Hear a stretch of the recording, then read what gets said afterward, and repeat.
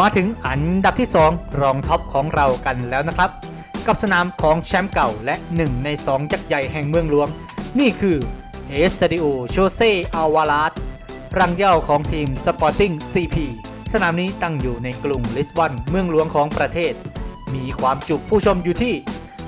52,095 ที่นั่งและเปิดใช้งานมาตั้งแต่ปี 2003 โดยถูกสร้างขึ้นเพื่อแทนสนามเก่าที่สร้างขึ้นตั้งแต่ปี 1956 เป็นหนึ่งในสนามหลักของยูโร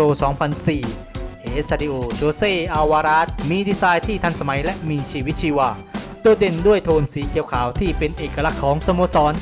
อัศจรรย์ทั้งหมดถูกสร้างให้โอบล้อมสนามหญ้าอย่างใกล้ชิดทำให้บรรยากาศดุเดือดและน่าเกรงขามเป็นพิเศษสนามแห่งนี้เต็มไปด้วยความรุ่งโรจน์เพราะที่นี่คือฐานทัพที่พาสิงโตเขียวแห่งลิสบอนคว้าแชมป์พรีเมียร์ลีกาเมื่อฤดูกาลที่แล้ว